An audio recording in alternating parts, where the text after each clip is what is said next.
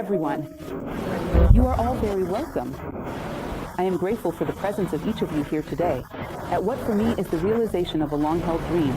Earlier today, I was sharing with some people that for a long time, I have dreamed of organizing a series dedicated to this particular book. Recently, I completed a series covering all the chapters of Gibran's The Prophet. For those who are curious, that series is already available, including on DVD and on YouTube. Now, particularly when it comes to seeking wisdom, this is a more complex book to work with than Gibran's because The Prophet has very short chapters. This requires that the chapters be synthesized. Furthermore, dealing with Sri Ram, perhaps some of you are familiar with this author, is a challenge because his thinking is extremely refined. But at times, it demands a great deal of abstraction, being highly metaphysical. Our goal is not to delve into biographies like the series of Gibran. We haven't done that. I am not going to tell you about the life of Sri Ram. Sri Ram, as Melissa mentioned, is an Indian thinker. I have even included this information here for you, the dates of his birth and death, just so we have a reference.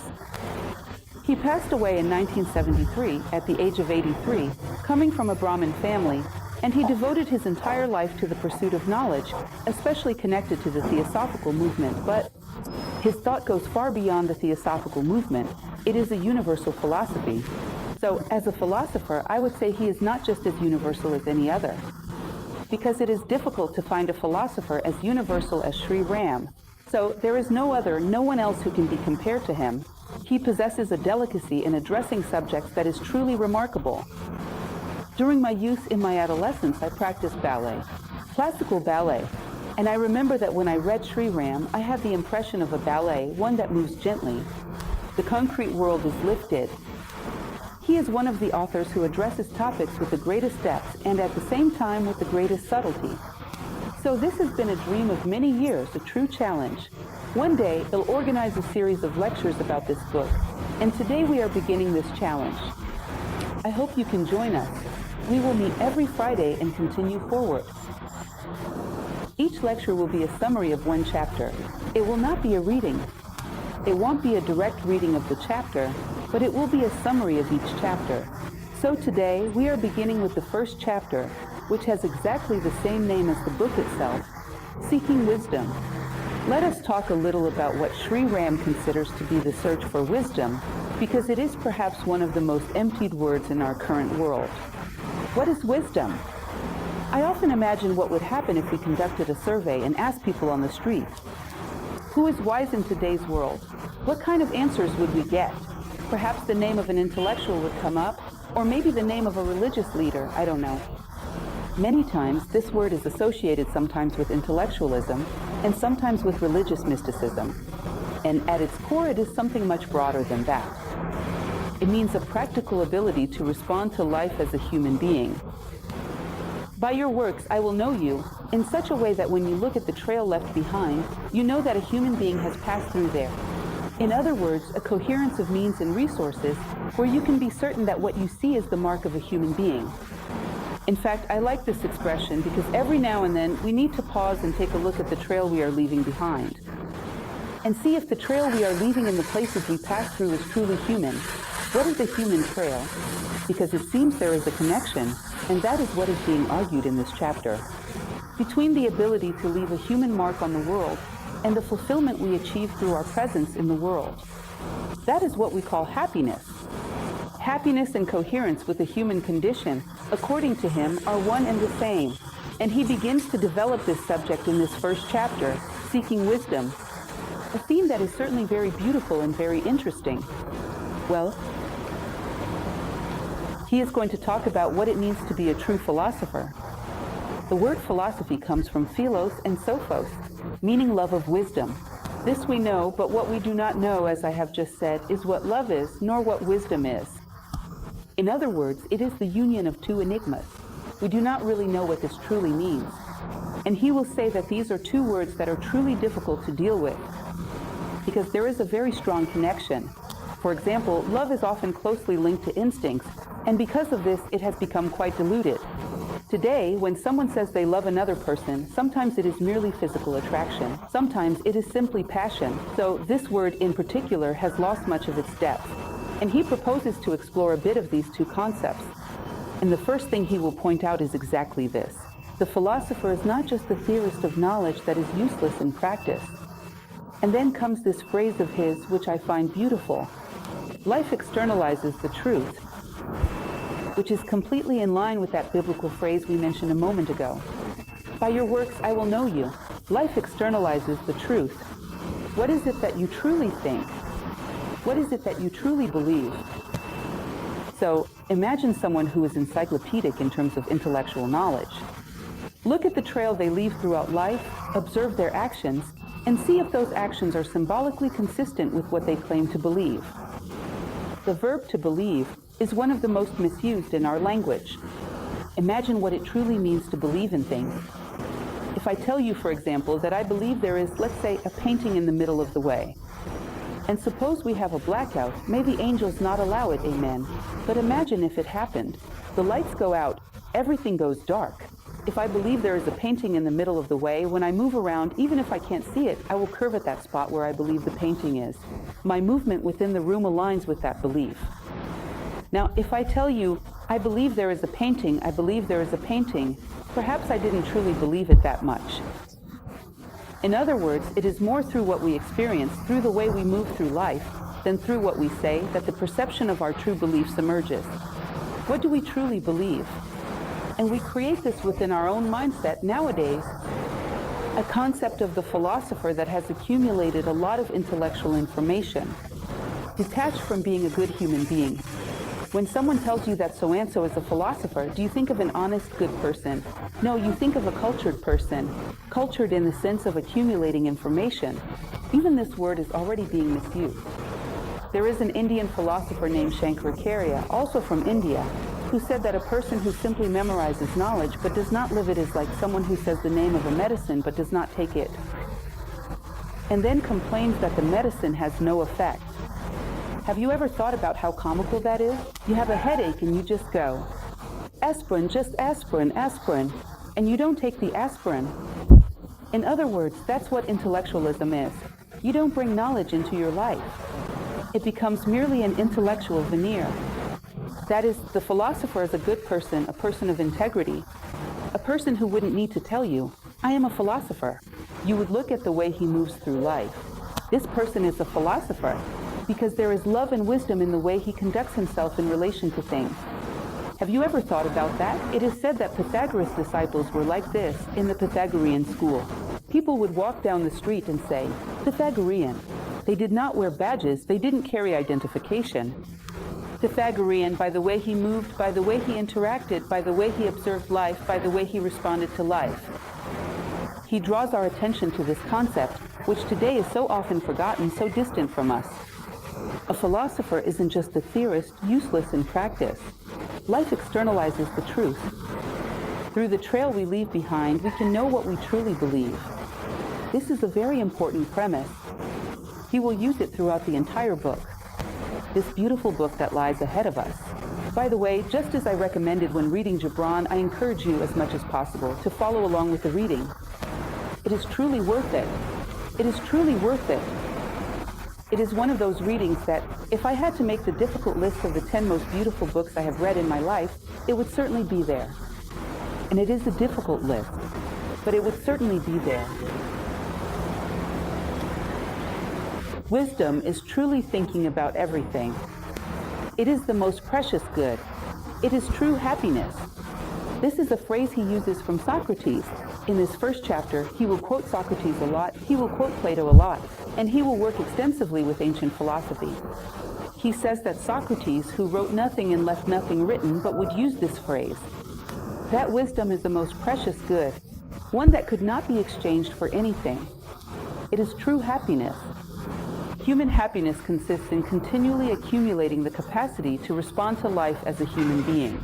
Because obviously, how are plants happy? Is it not by being plants, perfectly carrying out photosynthesis, plunging their roots deep into the soil to draw nutrients from it, to extract? Sunlight, being exposed to sunlight at the intensity for which it is prepared. By being a plant, it is happy. How is an animal happy? By being an animal, by exercising its instincts for survival, for the perpetuation of its species, it is happy. A human being is happy as a human being. Human fulfillment is connected to this mystery that we are, and what is expected of us in the world. So there is nothing more precious than wisdom. Nothing can be exchanged for it. Soon he will complete this phrase from Socrates, which is quite interesting. As you can see, the human problem goes back a long way. Even in his historical time, people would trade wisdom for anything, as if it were something whose value you have no notion of. Because if I were to ask you, look, would you trade a gold nugget for just any stone? Would you do it? Of course not, because you know the value of gold. But why do we trade wisdom for anything? We have no sense of the value of wisdom, and we constantly make this exchange. The desire for wealth and power versus true wisdom. He says these are two things that are difficult to reconcile. It is very rare, these are the explicit words of Sri Ram, that there is a person whose goal in life, pay close attention and understand this well, is power in the sense of social prominence and wealth, and at the same time is a wise person. Because the focus of human attention is hardly ever divided to such an extent, it becomes scattered. Now understand this well, so it does not seem as if we are conveying some kind of medieval teaching that says wealth or power are sins. Especially because Sri Ram does not work with this concept of sin. It is not about not having wealth or not having power. But as Victor Hugo used to say, it is about making sure that they do not possess you. He would say, lay your riches out on the table and look at them so you can be certain who is in control. Do you remember this? It is a very interesting passage. It is not about not having them. It is about making sure they do not have you. It is that old principle, which for those who have attended my other lectures, I always like to make very clear. The human being stands before two paths. One whose purpose is to be, and the other whose purpose is to have. In such a way that you dream in this direction of becoming an extremely wise person, of becoming someone truly virtuous, and here you dream of having all the wealth in the world, of being number one on the Forbes list. What does this mean? A person who is in this position, you notice that if they want to be someone very wise, does having as a means hinder or help? What do you think? Have you ever stopped to imagine Plato with the internet, Plato on Facebook, Plato with WhatsApp spreading his teachings?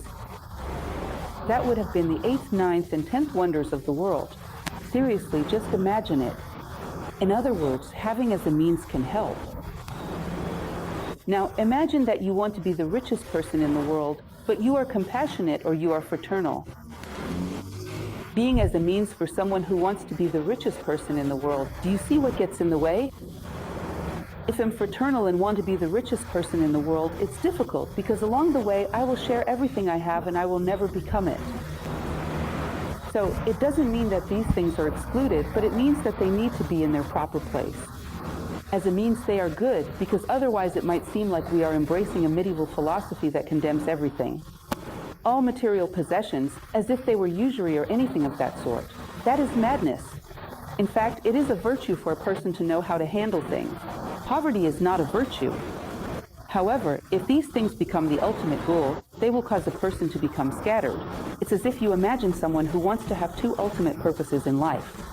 Most likely, when they take a step in this direction, they will realize they have moved away from the other goal. To move toward the other, they will have to return to the starting point, and they will probably end up mediocre in both worlds. In other words, when it comes to the purpose of life, there is no room for doubt. There may be doubt about the means, but not about the ends. Another thing our society is very used to saying that doubt is a virtue. Doubt regarding the means is useful. Regarding the ends, it is fatal. If you spend your whole life not knowing what you want from life, there will probably come a time when there isn't much you can do anymore. Do you understand? So the role of doubt as it relates to the means is good, as an end never. So he will say that it is very difficult for there to be. Historically, you will see, for example, Marcus Aurelius, who was emperor of Rome and emperor of an empire that ruled the world and was also a sage. But look, there are many cases. Actually, there are not many cases. If you imagine a society that could allow a wise person to remain in power for a long time, it would have to be such a perfect society that, historically, humanity has not yet produced such a society. So So power generates a level of tension that makes it difficult for a sage to remain in power. It's not by chance that Marcus Aurelius was assassinated. Therefore, he says that this is extremely rare. It is difficult to reconcile both as life goals. Continuing. Wisdom is the only true currency by which all things should be exchanged. This is the phrase from Socrates that I was referring to with you. The only thing for which all things should be exchanged. Because it is the only real thing. There is another phrase which is not from him, but is also very relevant, which says the following: only that which cannot be taken from you is truly yours. That which can be taken from you is not yours. It is alone something temporary. And to become attached to it inevitably leads to suffering. This is related to the Buddhist tradition. In other words, can this be taken from me? If it can, then it is not truly mine. And becoming attached to it will bring me pain. Sooner or later, clinging to things that you will inevitably lose is the source of all suffering. This is a Buddhist teaching. So what is it that cannot be taken from you? No matter how much the world turns upside down, if you are truly a generous person, can anyone really take that away from you? You realize that there have been people throughout history who went through extreme situations, and yet no one could take that from them. Their honesty, their integrity, their truthfulness. And we will see this historically, even close to our own time in Mandela's 26 years in prison. We will see this in many circumstances. In other words, what truly belongs to you, unless you give it away, I won't take it. I cannot take your honesty. How could I do that unless you give it to me? Do you see? So this is the only true possession because it is inalienable. It does not depend on circumstances. It depends only on you. We exchange illusions for real things. And there comes a certain moment when we realize that our hands are empty. So he often uses this phrase from Socrates, and this wisdom is not separate from moderate pleasure or joy. It is in this book that there is a quote from Sri Ram, which I mention in every one of my talks because I find it so beautiful. He says the following: when you walk toward your duty, you walk toward your identity. If a gentle breeze blows, you delight in the gentle breeze. If there is a scorching heat, you suffer with the scorching heat. But neither one nor the other takes you off your path. Do you understand? It is not a sin to experience pleasure. In fact, as I have already told you, the concept of sin does not apply here. You might think this is absurd, but in the Middle Ages, almost all forms of pleasure were considered sins. Did you know that? Almost all forms of pleasure. That is medieval thinking. It is not a sin to feel pleasure. Now, what would be wrong? If the gentle breeze were to blow that way and I abandoned everything, if I abandoned all my duties, gave up my identity, and forsook my principles just to chase after that gentle breeze. Whether pleasure suddenly made me a hostage, made me a slave, or if I tried to escape from pain, neither one nor the other should take you away from your path. When he says that the pursuit of wisdom is not separate from pleasure or joy, these must be moderate by what? Moderate by the human condition.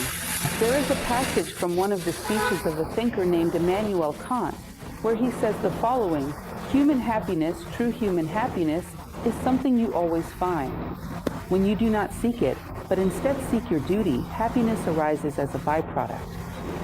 Because if you make happiness your ultimate goal, you will want happiness at any cost. And happiness at any cost, the kind you will achieve, will not be truly human. Do you understand? I pursue my duty. In other words, I remain true to my principles, my values, and my virtues. And by doing so, as a byproduct, I experience the sense of duty fulfilled. I feel that I have made a difference in the lives of others, and I feel accomplished. That is human happiness. But if I want to be happy at any cost, well, there are some prices that are very heavy. Do you think that Attila, king of the Huns, didn't feel happiness or pleasure or joy or something of that sort when he threw the children of his enemies into a den of wolves? I chose Attila as a distant example so as not to use any historical reference that might offend, because there are examples closer to us. There have been moments in history, there have been human beings who felt happiness and fulfillment in the most bizarre things you could possibly imagine. In other words, it is dangerous to place satisfaction, happiness, or self-fulfillment as the ultimate goal. Because you might end up paying for your happiness at the expense of someone else's fulfillment. and that makes such happiness unworthy. Therefore, duty and human happiness are byproducts of this understanding. Do you understand? This way, you ensure that the happiness you experience is truly human. So, pleasure or joy, when moderated by the human condition, do not exclude wisdom. In fact, it is said that one of the qualities of a wise person is to be joyful. Gentle, joyful, calm, and at peace. Indeed, peace is an expression, one of the most emptied of meaning in our current times, because we often confuse it with passivity. Peace in the sense of peace of mind. Like the sleep of the just, when you rest at peace with both heaven and earth. Do you realize how extremely difficult this is and how glorious? It is a happiness that few possess. He says that this is entirely connected to the possession of wisdom. Well, continuing with our story, the philosopher naturally accepts both pleasure and pain, but does not seek them out. Wisdom is related to the good, and not to what is merely pleasurable. You seek the good, and you will find pleasure in that, but it is a higher pleasure, because you can experience it like an animal, or you can experience it as a human being. If you seek the good, do not think that this will be emotionally indifferent. Fraternity brings pleasure, kindness brings pleasure, altruism brings pleasure. However, it is a much more refined pleasure, which requires the refinement of one's taste. In fact, this leads us to another wonderful phrase, as Sri Ram says, evolution is nothing more than the refinement of taste, the sophistication of taste. In other words, not just anything brings me pleasure anymore. I experience human pleasures, and because I experience human pleasures, animal pleasures no longer have any appeal to me. So I often talk about this in the classroom for those who have been my students regarding the analysis of some of the expressions we use in our language. This is an old example. And when you greet someone, for example, someone who has just been introduced to you, I don't know if you have noticed, but this moment in almost every language is a very special one. Because in that moment, you are expressing to this person the very best of yourself, as an act of goodwill towards someone you are just getting to know. But if you take a journey through history with this expression, with this introduction, this greeting, you will notice something interesting, right? If you go to India, namaste to the divine, to the sacred. Ave in Rome, which also means the sacred divine within me communicates with the divine within you. Assalamu alaikum in the Arab world, the famous salam alaikum, which means peace be upon you. Among the Incas, I am very fond of their greeting, which was Amalala, Amasua, Amaquela. Do not be a liar, do not be a thief, do not be lazy. But something like this every time you meet someone, whenever someone thinks about being dishonest, that will weigh on them, like a stone on their conscience. These were the expressions used for introductions, and today, when I introduce you to someone new, what do you say to them? Pleasure knowing you. Pleasure to meet you. In other words, what I have that is most noble, most sublime part in me, most exalted, I wish for you. And what is that? Pleasure. Then, when you approach a young person, unfortunately, is a very harsh reality in our times, who uses drugs, who gets drunk, who lives a promiscuous life, you say to them, you say, don't do that. You are going to destroy your life quickly. They will say to you, well, you'll live to be 80, I will live to be 18.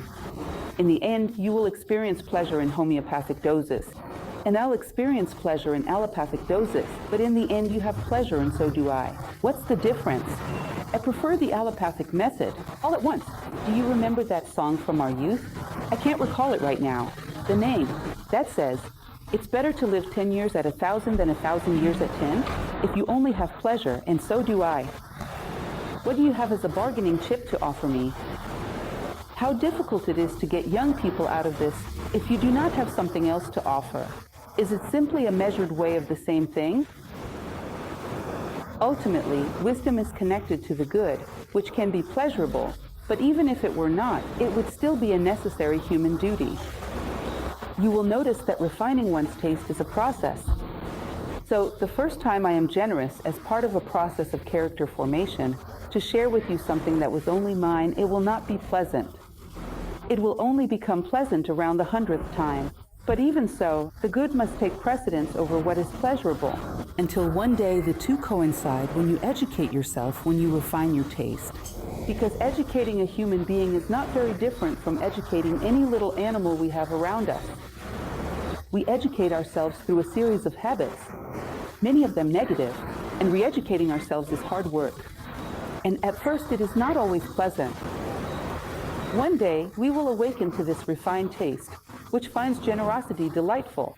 But even if you do not find it delightful, do it anyway. Educate yourself.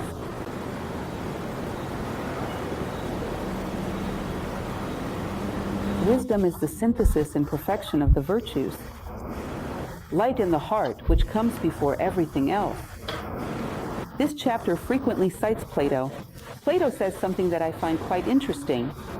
He says that there is a human sense that is different from the others, which is vision. Take a moment to think about it.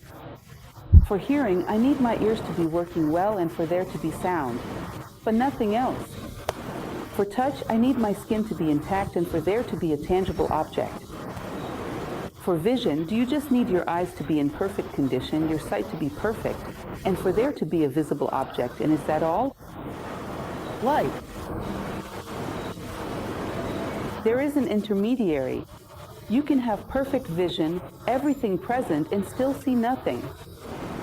I remember once I was standing by the seashore many years ago. It was a magnificent sunset landscape, and suddenly it got dark.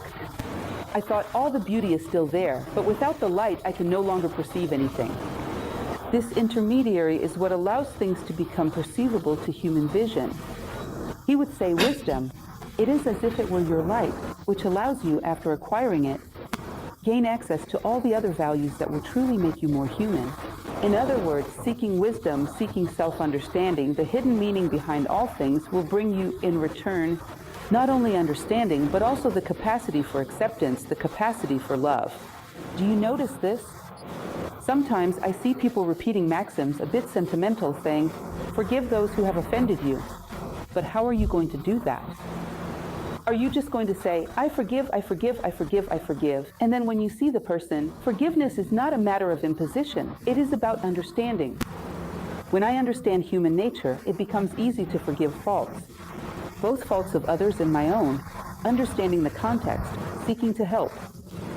Forgiveness is understanding, love is connected to understanding, compassion is connected to understanding, generosity is connected to understanding.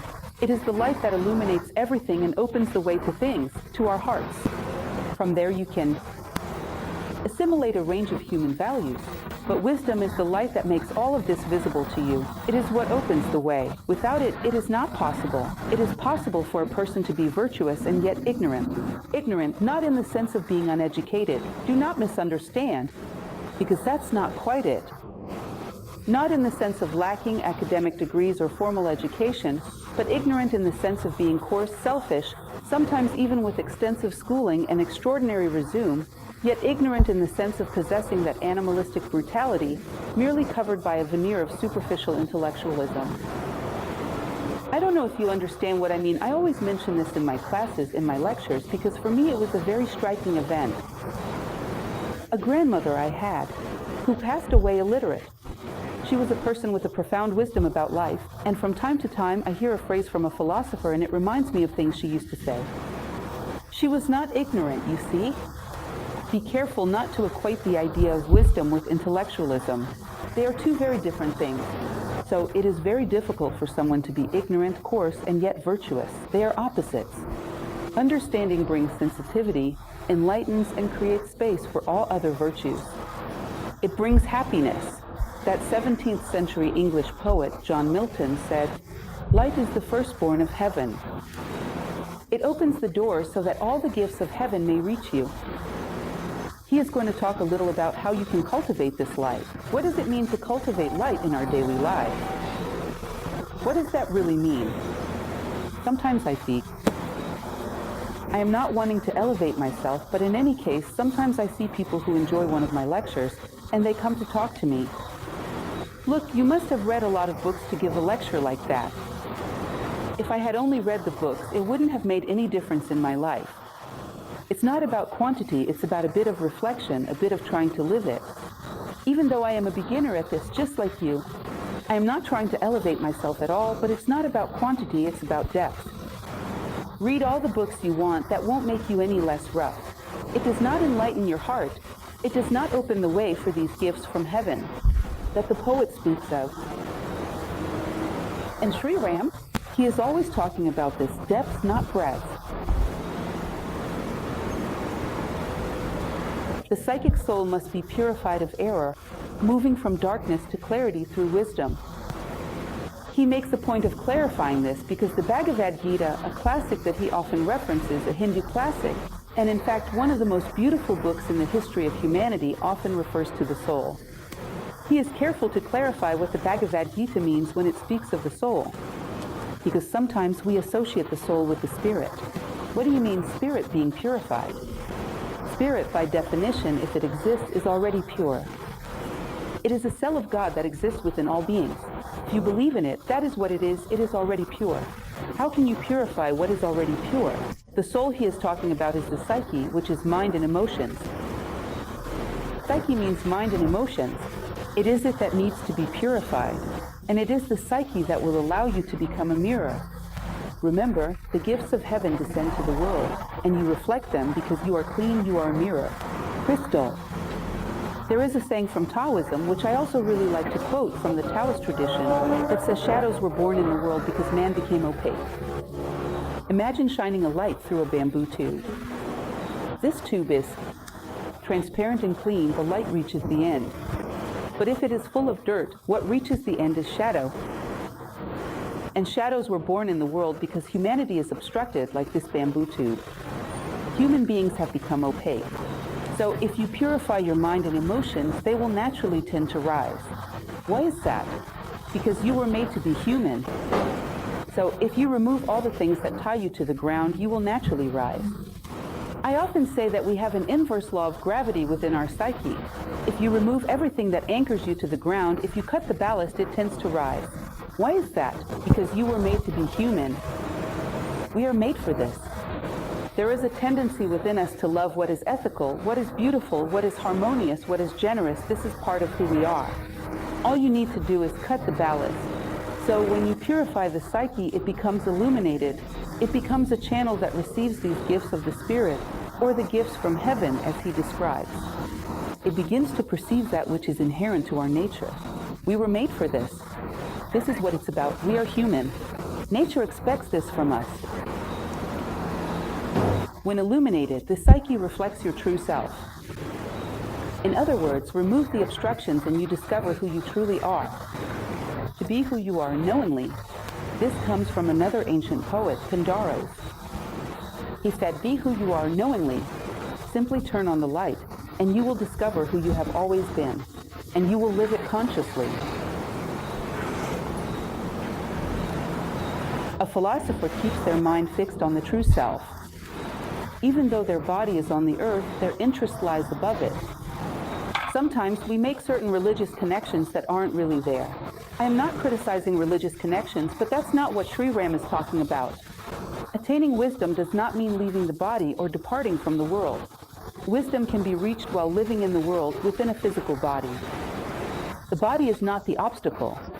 In fact, sometimes I feel a deep sense of pity for our physical body. Have you noticed that every foolish thing we do, we blame on it? Oh, it's my Buddhist laziness. It's the instincts of my body. Poor thing, it is just a tool. Where I work, whenever we call an IT technician, they refer to it as OP, operator problem. The computer is working perfectly. You are the one making mistakes. Do you have that too? Operator problem. Your problem is between the chair and the machine. You, in other words, the operator of the body. The body itself is a machine that carries out commands with great precision. And we can absolutely possess all this wisdom while living in the world. In fact, one of the examples often mentioned is Buddha himself in the Buddhist tradition, Siddhartha Gautama. In the world, he was a sage, as were many others. In the world, they were wise. That is to say, not that many, but some have already achieved this. It is something possible. It is not being in the world that is the obstacle. In fact, he says that the pursuit of wisdom, one of the fundamental things that brings a person closer to it, is the desire to serve the world. If you run away from it, you are going in the opposite direction. Because the search for wisdom does not exclude fraternity or generosity. If you flee from the world, it is selfishness. The world needs even the smallest measure of compassion and commitment. And I run away from all of this because I want to free myself from problems and materialism, whatever it may be. He has fallen into selfishness. He has probably gone in the opposite direction of wisdom.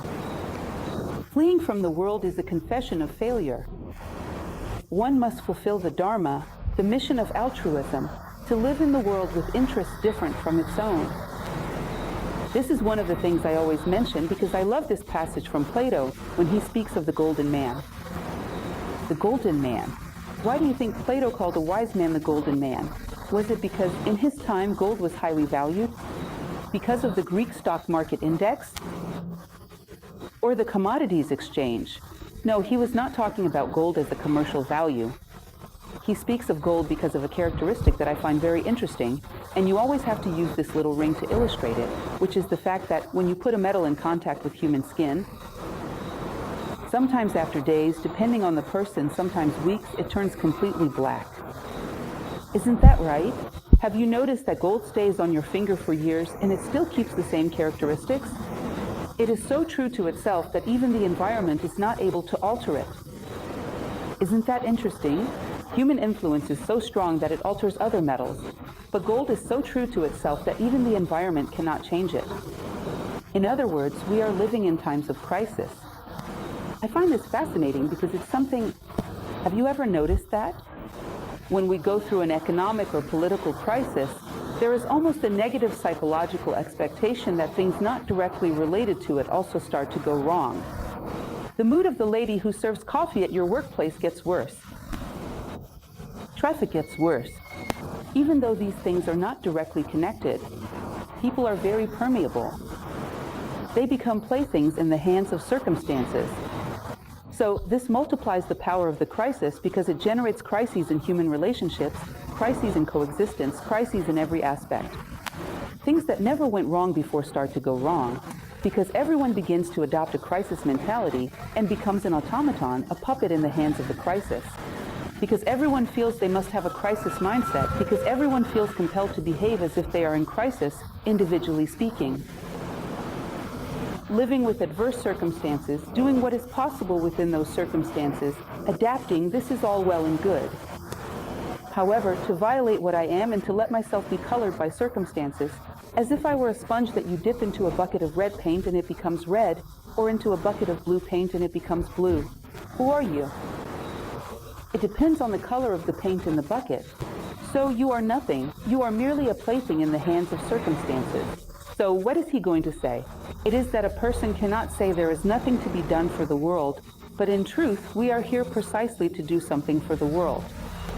If we could define wisdom, one of its fundamental aspects would be this: an intimate and profound need to be a positive force in your own life and in the lives of others.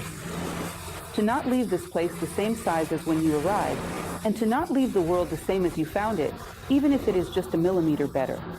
But that millimeter was my addition, it was my contribution. So if I cannot even do that, it's a failure. I will abandon the world, seek spirituality. I will withdraw to a secluded ashram and immerse myself in meditation. Look, there's nothing wrong. Everyone is free to do as they wish, but let's be honest. You would already be neglecting one of the fundamental elements of human evolution, which is the commitment to humanity.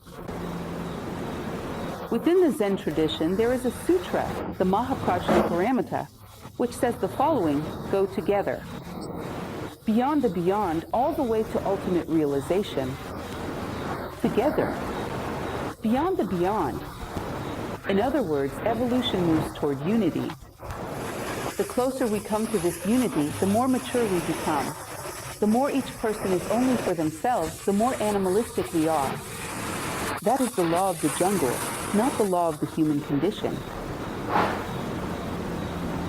Be in the world while being truly yourself. That is what it means to be a golden human. Not to depend too much. On the contrary, instead of letting circumstances condition you, your identity should be so deep that you are able to influence and perhaps even change those circumstances. There have been those who could do this. There have been those who have done it. So this exists as a possibility within human nature. People who make history, do you know why they make history? Because history was not able to make them. They are so true to themselves that instead of being shaped by history, they shaped history. Changed the game. There are hundreds of ways to make mistakes, but only one way to get it right.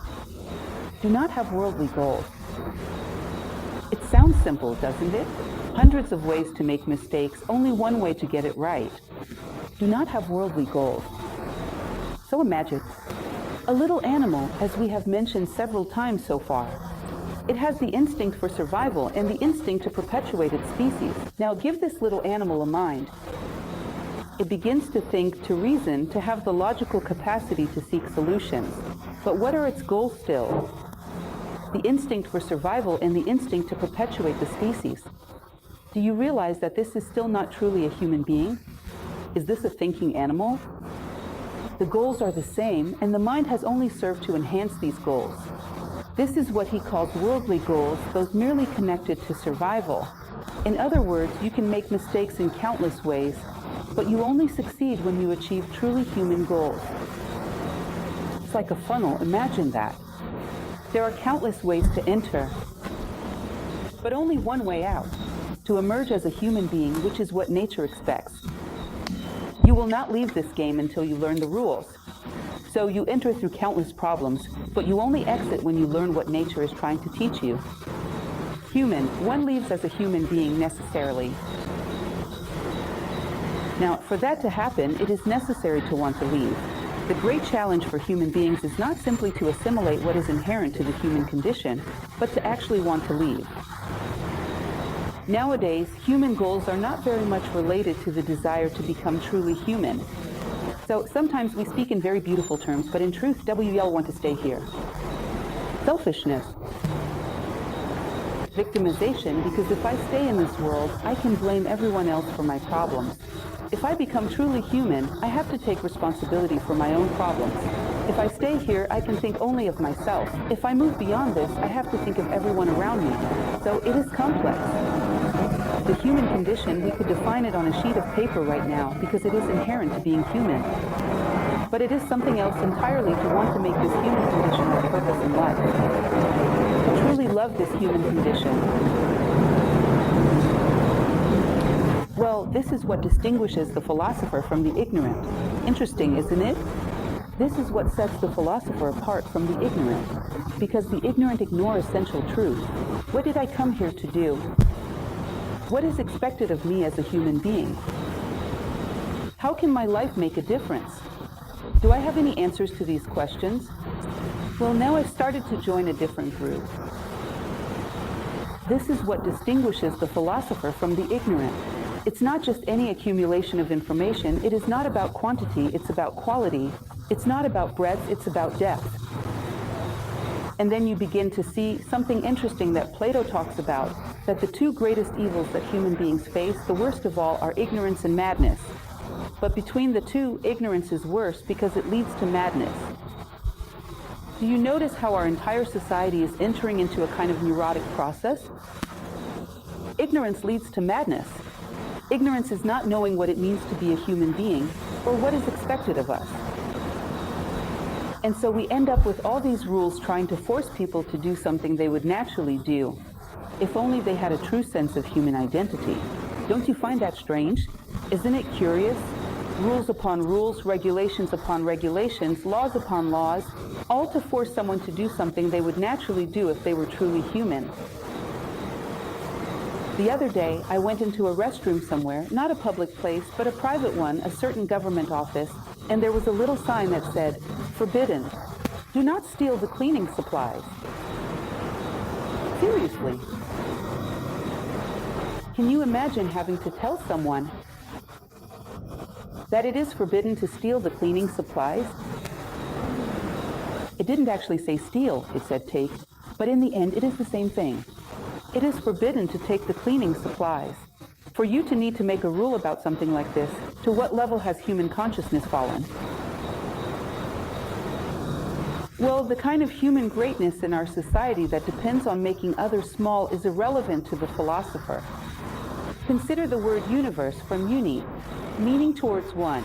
The universe evolves in the direction of unity.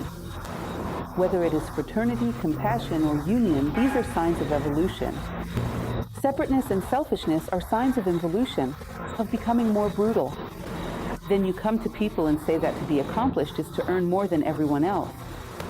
It is to have more than everyone else. It is to be more successful than everyone else. And this person pursues that as if it were true fulfillment, a fulfillment that comes at the expense of others. I always share a story that I find interesting, and it is true. It was a study conducted a few years ago at an American university where they gathered a group of 30 young people. Imagine the situation. They took each one and asked, "What do you prefer?" To win. Would you rather win $5,000 while your 29 friends each win $10,000? Or would you prefer to win only $3,000 but all your other friends get just $2,000? Can you believe that most people prefer to get only $3,000 as long as they are on top? Yes, because winning $5,000 and being the least successful of all isn't appealing. Your victory has to be over someone else. Do you understand? Some time ago, I shared that someone handed me a flyer that said, "Stand out." But what does it mean to stand out? It's like you cut out that little figure, pulled it up, and everyone else stayed down below.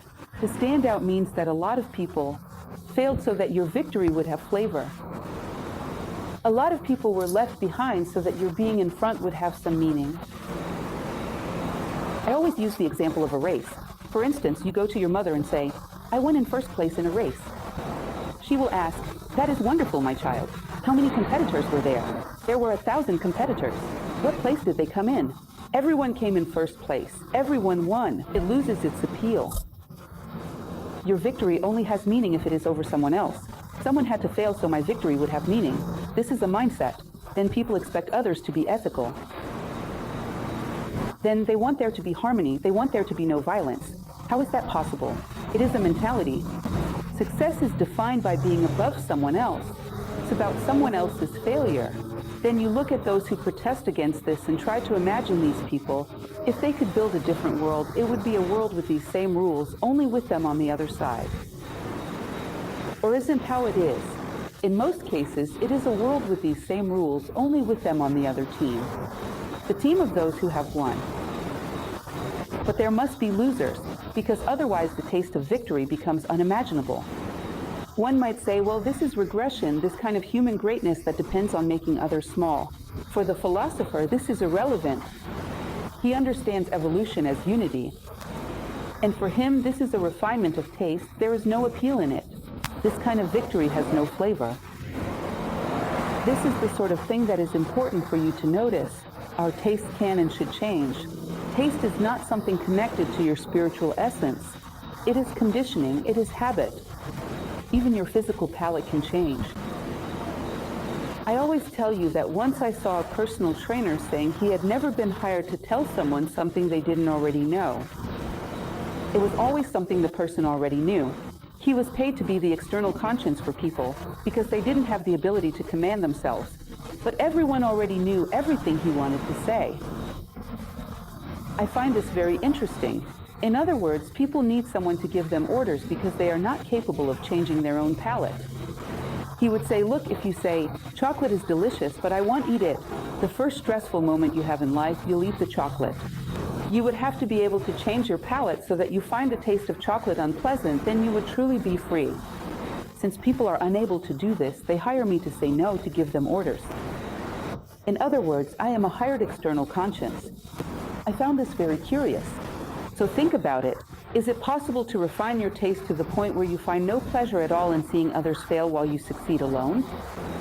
This is implicit in the instruction manual of the human condition. It can be done. That is what this is about. We came here for this purpose. And each person who accomplishes this becomes an example of how it can be done. One does not avoid pleasure, but neither does one long for it. One does not fear death, but neither does one seek it out. In other words, the philosopher needs to be human. This nourishes, this fulfills. Pleasure comes, wonderful. If it does not, well, I keep moving forward. There is no death, but I do not go chasing after it either. And everything comes in its own time. and I am prepared. Whatever may come, I will respond as a human being. It is a very beautiful passage. By coincidence, today I am recalling several passages from Buddhism, from one of the Buddhist books, which is the Gospel of Ashvaghosha, where Buddha says, whatever it may be that is brought as a trial by the demon of temptations, who is Mara, through the illusions of the world, I will respond with integrity. I am not concerned with what lies behind that door. Whatever it may be, I will respond as a human being responds. Do you understand this? No matter what comes, I will respond as a human being responds. Acceptance and interest in knowledge that is found, but without greed. This is quite interesting. Greed for knowledge in general has nothing to do with knowledge itself, but rather with the title and recognition you will gain from the amount of knowledge you possess. So the philosopher is interested. The one who seeks wisdom is interested in knowledge, but not greedy or desperate. Not to the point where he believes that if he has 10 diplomas, he is superior to someone who has 9, who in turn is superior to someone with 8, and so on, creating a hierarchy within human society. He is interested in knowledge because wherever he sees intelligence, he perceives a trace of the divine. So it is a natural interest, you can sense that. I don't know if you have ever experienced this at some point. I was walking past the television and I saw something interesting. People cultivating a vineyard. Look, let me be clear, I don't like wine. I do not drink any alcoholic beverages, but that process was truly brilliant, everyone. In European vineyards that produce high-quality wines, they take a vine and prune all the lower branches, leaving just one branch at the top. This is so that the sap has to make that long journey upward, resulting in fruit of the highest quality. Imagine pruning away everything that is inferior and leaving only that blossom at the top, so that the effort of life can produce its very best. Isn't it beautiful how many parallels there are to human life in this? I don't even like wine, but I sat down to watch that. What an intelligent idea. People took a principle from nature. They applied it and it worked. Every time you take a universal principle from nature and apply it to anything, it will work. There is no way it won't work. I found that incredibly interesting, truly beautiful. In other words, I do not like wine, but I sat down to watch. Hasn't that ever happened to you? Someone is talking about a subject that technically has nothing to do with your life, but it is so intelligent. Like, I don't know how bees make honey. I don't even like honey, but let me see, this is so clever. How do they do that? How is it made? Don't you find that interesting? Do you realize that this is the taste for knowledge? Isn't that fascinating? The philosopher traces intelligence as if following a trail left by the divine, and stops to observe. Look at how marvelous that is. This captures my interest, even if it is a subject that in itself has nothing to do with your own life. This is the natural curiosity for knowledge. Plato said that the philosopher is a spectator of the entirety of time and of existence, interested, but without becoming disturbed. I don't want to accumulate information without truly digesting it. I don't become anxious, but when knowledge presents itself, I dive into it deeply, profoundly. Today I saw someone, a teacher, talking about an Excel course. I found that very interesting. He was speaking about codes, and he said, look, the whole world is made up of codes. When I want to communicate with my dog, I establish a code, I repeat it until he assimilates it. And then he begins to respond. I thought to myself, how brilliant, how this person realized that. That is a symbol. That is the mythical language of life. That is deeply philosophical. He had no idea that he was speaking about something that is pure philosophy. Do you realize that when you pause to reflect, you find 1,000 parallels to this in your own life? All of life is a symbol. It is codes. If you learn to communicate with life, everything responds. Isn't that interesting? Now, what does the self have to do with Excel? Do you understand? That is what it means to be a philosopher. That is the flavor of life for a philosopher. I am a witness. Involvement clouds vision and judgment. Seek impartially and freely to arrive at the truth about anything. So, for example, you know that you should not hire a doctor to perform surgery on his own wife or child, because that involvement will cause him, at the moment of surgery or when handling the scalpel, to lack the necessary clarity for it. Emotional distance is necessary. In general, when hiring a lawyer as well, avoid choosing someone dear to you, whether a friend, an acquaintance, or a relative, none of that. An emotional distance allows us to see things with lucidity, to see things with clarity. This involvement we have with things, which is desire, makes us see everything in a distorted way.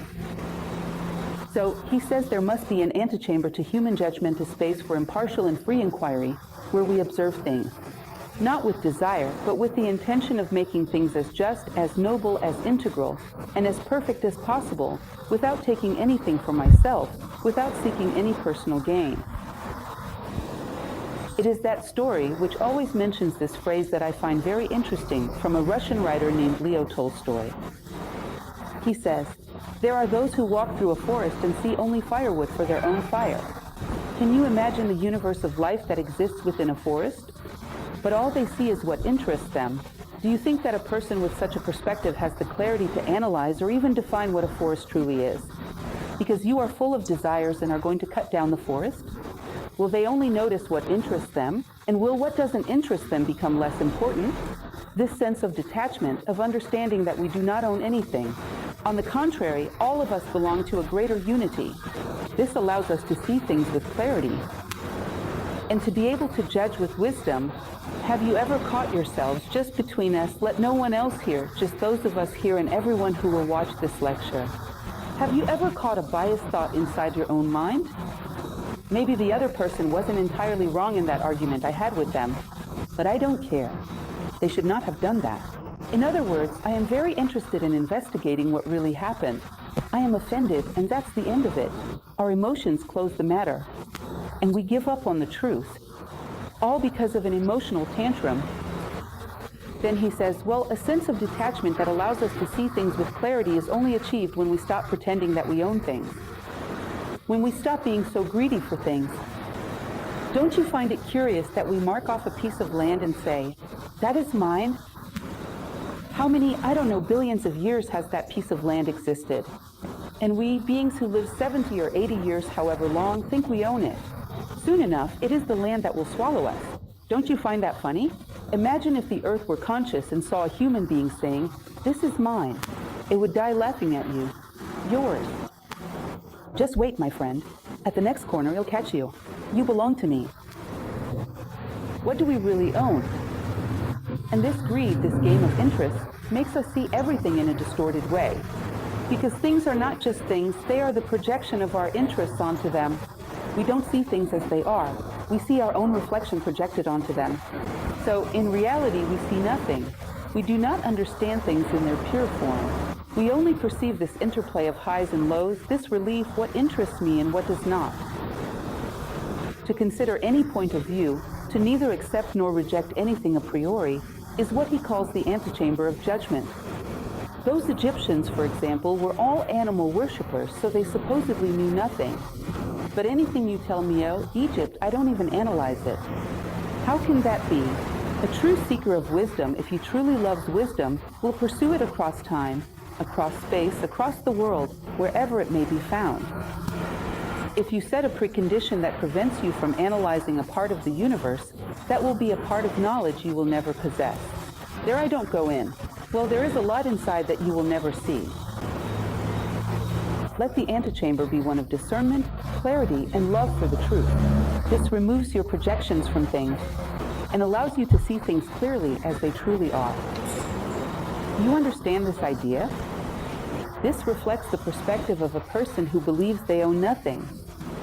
Because when someone believes they own something, they start to see things with different values. What can and cannot be mine? To understand the nature of mistakes, to learn from them. This is very interesting. You should notice that sometimes when we go through painful experiences, we learn more than when we have pleasant ones. To know how to analyze what were the driving forces behind my mistake. What led me to make that mistake? What was it that I failed to see, and why didn't I see it? What clouded my vision so that at that moment I stopped looking? I didn't want to see something. Why? Why did I close my eyes to that detail of the situation? What did that bring me? Why didn't I want to see that the situation was questionable? That such a promise being made could not possibly be real? Why did I stop seeing? What are the driving forces within me that allowed me to make this mistake? Because if I learn from this experience, it's possible that you may grow so much from this mistake that it becomes more positive for you than anything else could be. Have you ever gone through a painful experience that after some time made you grow so much, and through that growth allowed you to help so many people that you say, it wasn't too high a price? It was worth it. For what it allowed me to grow, I would pay even more. It was a fair price. In other words, learning from the driving forces behind all the events in life. This, my friends, consists of something very simple, which Pythagoras himself asked of his disciples, and which is practiced in many schools of philosophy. A journal, even if it is not written down, but a moment when you pause and take time to observe your actions and reflect on what it is that I am seeking from life. Why I am saying this and doing this? What is behind this action that I committed today? Bring awareness into your day. Seek out the hidden motives. Know who is truly in charge of your life. Who is really in control here? Why do I think this way? When it comes time to postpone judgment, what are the reasons that are hidden behind my actions? What is truly guiding the direction of my life? A daily reflection in this sense. Behind all actions, abstain from sophistry, for that is deceit, isn't it? A conscious defense of error. I know I am not so certain, but he'll acknowledge that you have more reason than I do. The conscious defense of error is such a deeply rooted moral premise, so unhealthy that when you commit it, you realize you are creating a space within yourself where truth is no longer the most important thing to you. Wisdom is no longer the most important thing to you. Soon it won't matter at all. If you allow yourself to live with a conscious mistake, you are admitting that there are interests greater than the truth. And from a mental perspective, you have no idea what kind of precedent that sets. A lot can come in because of that. Eliminate deception and any benefit from it from your own nature. In other words, any mistake that is made cannot benefit me. Once I realize it was a mistake, it must be corrected. I cannot allow myself to feel benefited by a mistake. This is love for the truth, because before you can find it, you must love it. And if you love it, you play fair. I am consistent. I am loyal to the things I love. I do not make concessions. The people you love, you do not betray them behind the curtain, behind the scenes of life. To be consistent is to be faithful to what you love, not making exceptions. At least not conscious ones. And when it comes to unconscious ones, when I notice them, I respond. That is the game of life, isn't it? Not everything I will see, but when I do, I commit myself to respond. To be truthful in thoughts and actions, just like in a scientific investigation. He even says that in the beginning, science was called natural philosophy. Precisely because of this principle, imagine that particle accelerator, the one that demonstrated the existence of the Higgs boson. Imagine if Higgs himself went to work there and was so enamored with his own theory that he manipulated the data to make it seem as if the boson truly existed. If the scientific community were to discover such a situation, it would be a disgrace. Science must be completely impartial and cannot have any other interest except to seek the truth. But you know, everything in life should be like that. All human actions should be absolutely impartial, with no other interest except the truth. That is why, when science was born, it was called natural philosophy. Because philosophy is like that, those who love wisdom do not make concessions. Distant from religious illusions, but not from the true religion, that is, the act of reconnecting humanity with the divine. Not distant from the need to seek unity, no matter what symbolic form you choose to express it. It is very common, and he refers to this, and it is true for us to say that the religions of our current historical moment, many of them are in decline, filled with illusions and many deceptions. Does religion deceive you? Or did you want to be deceived and found someone who provided exactly what you were looking for? I met someone who told me this.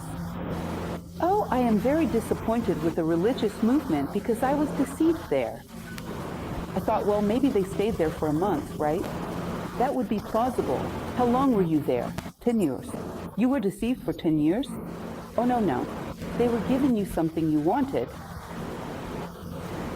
In other words, there was a kind of complicity. Don't tell me otherwise. It is incoherent. There are interests, there are needs, sometimes there are emotional immaturities, sometimes a need to bargain with God.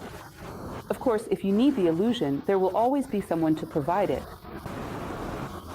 And once again, it is part of being human to take responsibility for everything that happens to us. Did I deceive myself, or was I deceived by others? No, I allowed myself to be deceived. Why is that? Because I had some rather twisted needs. It is always through your own flaws that you are exploited. Do you remember? Those of you who have attended my lectures before, I often talk about the scam of the winning lottery ticket.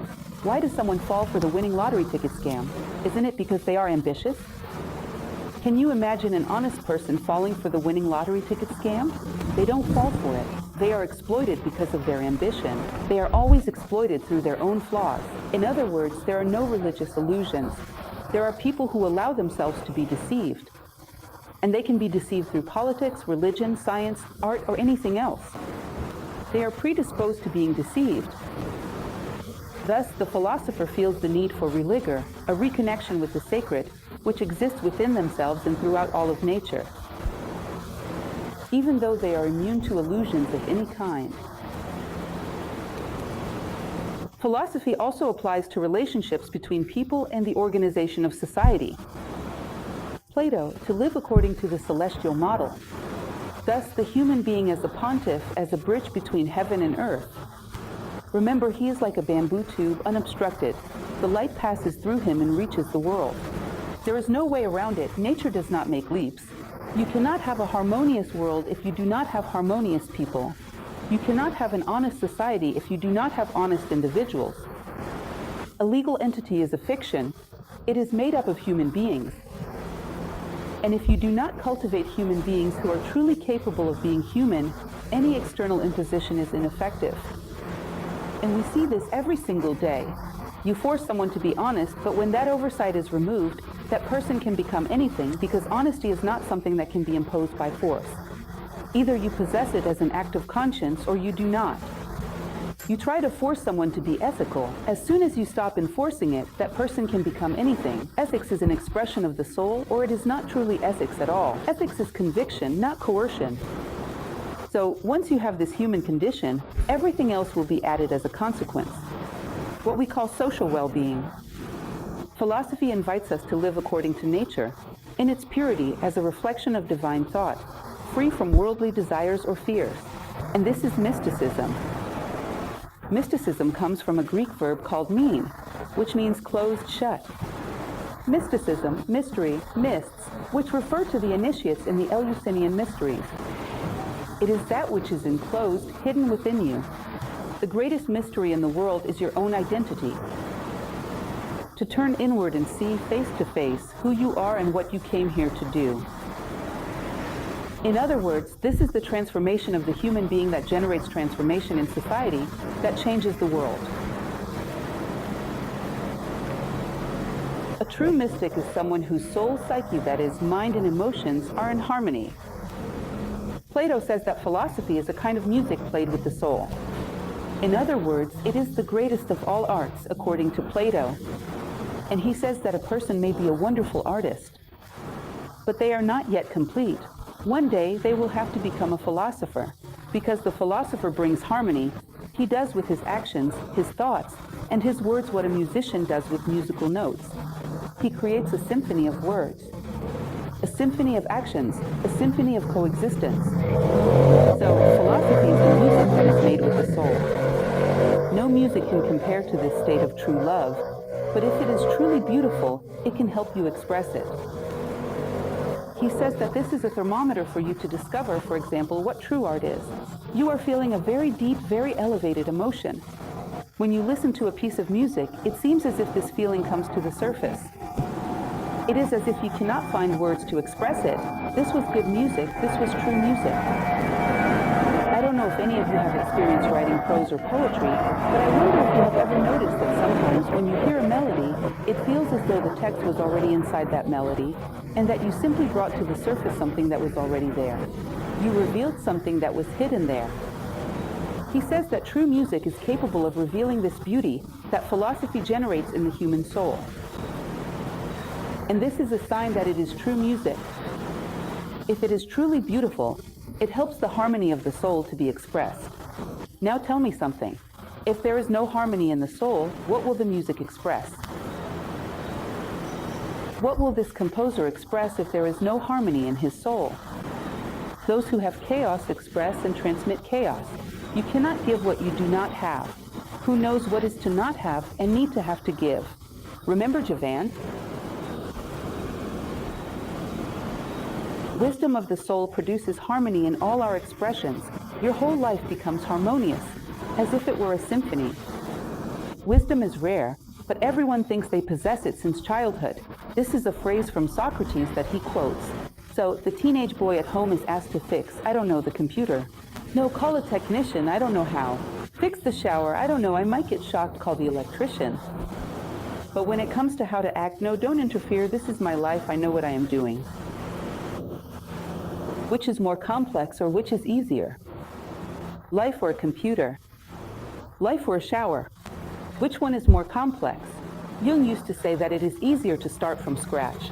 I can build a machine that takes you to the moon than to start from scratch and reach the depths of your own self. It is complex. But everyone thinks they are an expert in this art. Improvising when it comes to human life, instead of learning from those who truly knew, he says, is the greatest evil, one that leads to madness. This presumption leads to all kinds of mistakes and madness. Believing in something right, expecting coherent behavior. As I told you, belief, you can tell what someone believes in by the way they move. Act so that I may see you. Move and I will see what you truly believe. This reveals much more accurately than simply listening to what you have to say. Understanding not only abstractions, but also truths about everyday things. The beauty of things. Why are things beautiful? Why do I find this beautiful? Is it because someone told me so?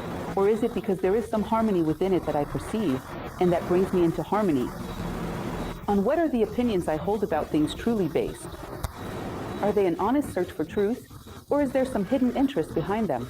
Notice those moments when we say something to someone, and just being honest with you, and then when you look deep within yourself, you realize that what you really wanted was to hurt that person. You weren't actually trying to be sincere at all. To dive within oneself, to discover your true motivations, to uncover what is hidden behind the scenes of your identity. This is the foundation of the actions we take, the very nature of our will. Do we truly have will, or is it merely desire? This deep analysis, which is sometimes painful, is what the medieval tradition called the work in black. It precedes the work in white, the process of purification.